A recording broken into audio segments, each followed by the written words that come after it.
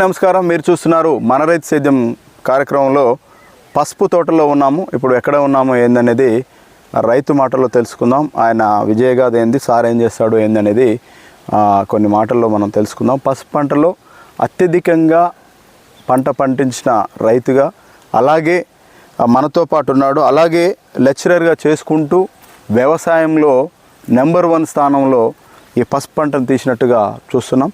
Sir ఊరు వివరాలు కూడా మనం తెలుసుకుందాం. సార్ నమస్తే అండి. నమస్తే సార్. సార్ మీ పేరు sir? Parapati Surender Reddy sir. Okay. Village Kalavala, మండలం కేసంద్రం, జిల్లా మహబూబాబాద్ సార్. నేను Geesukonda government junior college chemistry లెక్చరర్గా పనిచేస్తాను. Okay sir. ఈ పసుపు పంట ఎప్పటి నుంచి చేస్తున్నారు సార్? పసుపు ఎప్పటి నుంచి చేస్తున్నారు సార్ మీరు? మేము 20 సంవత్సరాలు అవుతుంది సార్ అయ్యబట్టి. ఓకే సార్, 20 సంవత్సరాల నుంచి ఎట్లా వేస్తున్నారు సార్? అంటే ఏం విత్తనం ఏంటి సార్ ఇది? ఇది G9 వెరైటీ సార్. ఇది ఓకే. అంటే ఇది మొత్తం ఒకటే కొమ్మ సార్? అది మొత్తం ఒకటే సార్. ఒకటేనా? ఒకటే సార్. 5 నుండి 7 కేజీలు వస్తుంది సార్ ఒక్కొక్క గడ్డ. వా, ఇంత G9 వెరైటీ. అది తల్లి కొమ్ము, దాని ఏమంటే నాగ కొమ్ములు కూడా ఒక 7-8 కొమ్ములు వస్తాయి సార్. 7-8 కొమ్ములు వస్తాయి సార్. ఈ విధంగా పండించడానికి గల కారణం ఏంటంటే సార్, ఎట్లా చేస్తున్నారు, ఏంది యాజమాన్యం, పంట యాజమాన్యం ఏంటి? ఒకే కొమ్ము ఇదంతా? కిందిది కూడా అదే సార్. అది కూడా అదే కొమ్ము. ఇదేనా? దాని గడ్డలే, అంటే నాగ కొమ్ములు ఉంటాయి. Okay okay okay. తల్లి కొమ్ముతో పాటు నాగ కొమ్ములు వస్తాయి. ఒక్క గంటలో ఇంత పసుపు వచ్చినట్టుగా పట్టుకోండి సార్. ఇంత పసుపు వచ్చినట్టుగా చూస్తున్నాం. ఈ పసుపు విధానం, పండించే విధానము, ఈ సార్ విధానం ఏందో సార్ మాటల్లో తెలుసుకుందాం. సార్, ఇది విత్తనం ఏ విత్తనం ఎన్నుకున్నారు? ఇది G9 వెరైటీ సార్. దేశవాళీ G9 వెరైటీ. 8 నెలల పంట కాలం ఉంటుంది సార్. ఓకే. ఇది ఈల్డింగ్ కూడా ఒక ఎకరానికి 35 నుండి 40 క్వింటాల వరకు వస్తుంది సార్. 35 నుంచి 40 క్వింటాల వరకు. ఇప్పుడు ఎన్ని ఎకరాలు పెట్టారు సార్ మీరు? నేను 2 ఎకరాలు పెట్టినా సార్. ఆల్రెడీ ఇత్తనానికి ఒక 150 క్వింటాల వరకు ఇప్పటి వరకు అమ్మిన సార్. ఇంకా 200 క్వింటాల వరకు ఉన్నది సార్. ఇది పచ్చి పసుపు. అంటే ఓన్లీ 2 ఎకరాల్లో 150 క్వింటాలు అమ్మేశారు? అమ్మినా సార్ ఇప్పటికి. అంటే ఒక ఎకరంలో ఎంత తీసారు పసుపు? ఒక ఎకరానికి ఇప్పుడు 200 క్వింటాల వరకు వచ్చినట్టు సార్. ఒక ఎకరంలో? ఒక ఎకరం అంటే పచ్చి పసుపు. అంటే ఒకవేళ ఉడకబెట్టి ఆరబెట్టి అమ్మితే కనుక ఎంత వస్తుంది సార్? అది 40 క్వింటాలు సార్. 35-40 మధ్యలో వస్తుంది బరాబర్గా. 35-40 క్వింటాలు రావడానికి గల కారణం ఏంది? మీరు డ్రిప్ ఇరిగేషన్ వేసుకున్నారా, ఎట్లా వేసుకున్నారు, ఎట్లా పండించారు రైతులకు? మీ ఈ పసుపు ఎప్పుడైనా ఏంటంటే ఎండాకాలంలో దుక్కి బాగా దున్నాలి సార్. ఫస్ట్ బాగా ఆరాలి. ఓకే. భూమి నీళ్లు మాత్రం ఎప్పుడు పైనుండి కిందికి వెళ్ళిపోయే విధంగా ఉండాలి. ఒకే విధంగా ఉండొద్దు సార్ ఇది. ఓకే. అట్లా మేము ఏం చేసినాం అంటే దీన్ని బెడ్ మీద డ్రిప్ సిస్టమ్ తోటి వేసినాం సార్. హైట్లో వేసినాం. వేసి ఒక్కొక్క మొక్కకు మినిమం ఫీట్ గ్యాప్ తోటి పెట్టేసినాం సార్. అది 7 kgs వస్తుంది సార్. అది ఒకటే గడ్డ. ఇది 7 kgs వస్తుంది సార్? Okay sir. అది కూడా 7 kgs వస్తుంది సార్. అక్కడ ఉన్న గడ్డ కూడా. ఇదంతా ఒకటే గడ్డ? అది ఒకటే సార్ మొత్తం. Okay okay sir. దీనికి డ్రిప్ సిస్టంలో ఎట్లా సార్? డ్రిప్ సిస్టంలో ఇప్పుడు ఇంకొక చిన్న విషయం సార్. డ్రిప్ సిస్టమానికి మేము HLY ఆర్గానిక్ అగ్రి సైన్స్ నుంచి సీవిడ్, ఫల్ఫిక్, అమైనో ప్లస్ సిలికాన్ ఇస్తున్నాం సార్. ఇవన్నీ మేము కూడా వేసినాం సార్. బాగానే. ఎట్లా ఉంటాయి అవి?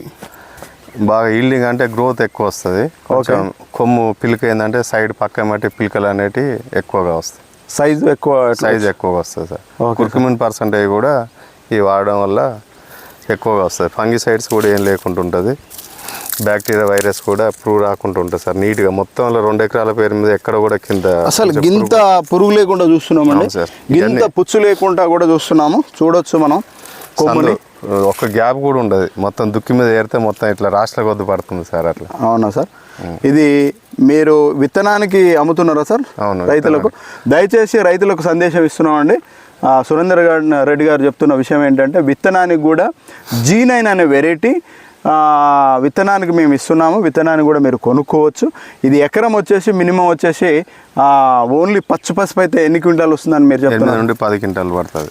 8 నుంచి విత్తనానికి అయితే 8 నుంచి 10 క్వింటాల విత్తనం పడుతుంది. ఈల్డింగ్ ఎట్లా వస్తుంది సార్ ఈ పసుపు? ఈల్డింగ్ అంటే 40 క్వింటాలు 35 పైన వస్తుంది సార్. కంపల్సరీ 35 నుండి 40 క్వింటాలు వస్తుంది ఒక ఎకరానికి. ఓకే. సార్ ఏం చెప్తున్నాడంటే 35 నుంచి 40 క్వింటాలు బరాబర్గా మీరు ఏది ఉడకబెట్టిన పసుపా లేకపోతే ఈ కొమ్ములు అంటున్నాం మీరు? ఉడకబెట్టినాక ఎండిందే డ్రైదే వస్తుంది. డ్రైది 35 నుంచి 40 క్వింటాలు బరాబర్గా వచ్చినాడు అంటున్నాడు సారు. ఇది టోటల్గా టర్మరిక్ చాలా క్వాలిటీ వచ్చింది సార్. దీంట్లో ఇట్లా మనం గీక్తున్నాం చూడండి.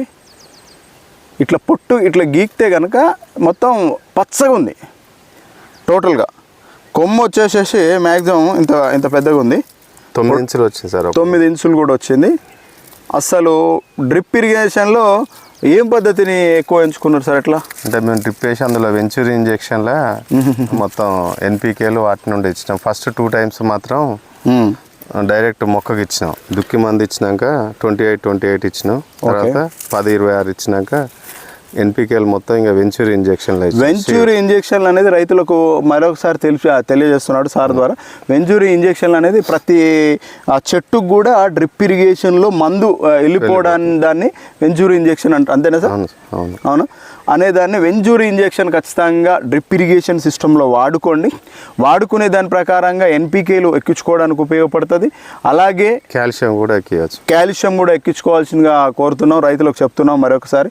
అది ఎక్కించుకోవడం వల్లనే ఇది ఎక్కువగా క్వాలిటీ వచ్చినట్టు చెప్తున్నాం అనమాట. అంటే ఇంతవరకు దీంట్లో పుచ్చు కానీ ప్లస్ ఏ రోగం కానీ వచ్చినట్టుగా లేదు. ఒక్కొక్కటి మినిమం ఎంత ఉంది సార్? అంటే ఒక గడ్డ ఎన్ని కేజీలు ఉంది ఒక్కొక్క గడ్డ? 5 నుండి 7 కేజీలు వస్తుంది ఒక్కొక్క దగ్గర. 5 నుంచి 7 కేజీలుగా వస్తున్నట్టుగా చెప్తున్నాం సార్. రైతులకు మీరు ఇచ్చే సందేశం ఏంటి సార్? మీకున్న ఎక్స్పీరియన్స్ ప్రకారంగా ఒక లెక్చరర్ అయి ఉండి, గవర్నమెంట్ లెక్చరర్ అయి ఉండి కూడా ఆదర్శంగా చేస్తున్న పని విధానాన్ని రైతులు ప్రతి ఒక్కరు గమనించాల్సిందిగా కోరుతున్నాం. సార్ మాటల్లో కూడా తెలుసుకుంటున్నాం. సార్ మీ ఉద్దేశం ఏంటి సార్? ఎట్లా పండిస్తే బాగుంటుంది? ఏ విత్తనాన్ని రైతు ఏ విధంగా ఎన్నుకుంటే బాగుంటుంది? విత్తనం ఎప్పుడైనా క్వాలిటీగా మంచిగా ఉండాలి సార్. దాన్ని ఫస్ట్ మేము సాప్ పొడిలో కలుపుతాం. Okay sir. కలిపినాక దాన్ని ఆరబెడతాం, ఎండలో ఆరబెడతాం. అంటే మామూలు నీడకే 1 గంట సేపు ఆరబెట్టి పక్కకి వేస్తాం సార్ ఎప్పుడైనా దాన్ని. ఓకే చూస్తున్నాం సార్. చెప్పండి సార్, మీరు చెప్పండి. వేస్తే మళ్ళీ ఎండాకాలం ఒక 1-2 నెలల ముందే దుక్కి మంచిగా నీట్గా తయారు చేసుకోవాలి. నీళ్ళు దుక్కిలో నిలవకుండా ఉంటే ఈ పసుపు ఈల్డింగ్ అనేది బాగా వస్తుంది. డ్రిప్ సిస్టమ్ మీద నీళ్ళు నిలవద్దు. ఎప్పుడైనా నిలిస్తేనే ఫంగస్ వచ్చి డిసీజ్ వచ్చి ఎక్కువ పురుగు పడడానికి ఆస్కారం ఉంటుంది. Okay sir. దీనికి ట్రైకోడర్మో, సోడోమోనస్, వ్యాము, ఎస్టోబ్యాక్టీరియో వాటర్ ఇరిగేషన్లో ఇచ్చుకుంటే, వెంచూరీ ఇంజెక్షన్లు ఇస్తే బాగుంటుంది. ఈ రోగం చాలా వరకు నయం అవుతుంది. హీల్డింగ్ కూడా ఎక్కువ వస్తుంది. హీల్డింగ్ కూడా ఎక్కువ వచ్చే అవకాశం ఉంది. మీరు దయచేసి రైతులకు మనవి చేసేది ఏంటంటే ట్రైకోడర్మో, సోడోమోనస్, వ్యాము, ఎసిటోబ్యాక్టీరియా, ఎన్పికే ఖచ్చితంగా, కాల్షియం ఖచ్చితంగా ఎక్కించుకుని ఏర్పాటు చేయండి. వెంచూరీ ఇంజెక్షన్లో ఇచ్చుకుంటే కనుక నెంబర్ 1 మీరు అనుకునే దిగుబడి ఖచ్చితంగా తీయచ్చు. ఎందుకంటే సార్ చెప్తున్నాడు, sir MSc agriculture, MSc medicinal chemistry, MSc medicine chemistry, organic chemistry sir కూడా. సారు చాలా నీట్గా చేస్తున్నాడండి. రైతులకు మరొకసారి కూడా తెలియపరుస్తున్నాం. ఇలాంటి కొమ్ము కావాలి అనుకుంటే ఇలాంటి అసలు చాలా నీట్గా ఉంది సార్. పసుపు ఎంత క్వాలిటీ నేను ఇంతవరకు చూడలేదు. ఏ రైతు కూడా కరెక్ట్గా ఇంత క్వాలిటీగా పండించినట్టుగా నేను చూడలేదు. అసలు మిమ్మల్ని ఖచ్చితంగా ఆదర్శంగా తీసుకోవాలి ప్రతి రైతు కూడా. ఈ కొమ్ము ఎవరికన్నా కావాలి అనుకుంటే, విత్తనం కూడా కావాలనుకుంటే సార్ ద్వారా మీకు లభిస్తుంది. కింద డిస్క్రిప్షన్లో కూడా నెంబర్ ఇస్తామండి. మీరు చూడండి, ఖచ్చితంగా వాడండి. వాడి మంచి దిగుబడులు తీసుకునే ప్రయత్నం చేయండి. ఖచ్చితంగా సార్ చెప్పిన మెలకువలు కూడా మీరు పాటించే ప్రయత్నం చేయండి. చేస్తే కనుక మరొకసారి మంచి దిగుబడి తీసుకునే ప్రయత్నం. ఎందుకంటే పసుపులో ఎక్కువ నష్టపోతున్నారు అంటున్నారు సార్ రైతులు.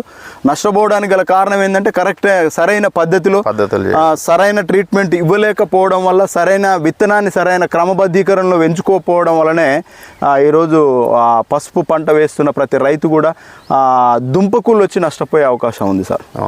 ఈ దుంపకుళ్ళు రాకుండా ఉండడానికి ఫంగిసైడ్ ఎఫెక్ట్స్ ఏవైతే ఉన్నాయో సార్ చెప్పినట్టు సాఫ్ కానీ, లేదా ట్రైకోడర్మో కానీ, సోడోమోనస్ కానీ, వ్యాము కానీ, ఎస్టోబ్యాక్టీరియా కానీ, ఇది వెంచూరీ ఇంజెక్షన్లో ఖచ్చితంగా దీన్ని డెవలప్ చేసుకుంటే మంచి దిగుబడి తీసుకోవచ్చు. ఇక్కడ చూస్తున్నాము దుంపలు కూడా చాలా వరకు చూస్తున్నాము. ఇంకో ఇక్కడ ఇవన్నీ అవే. ఒక్క చెట్టుకు ఇంత దుంప రావడం అనేది మామూలు విషయం కాదు.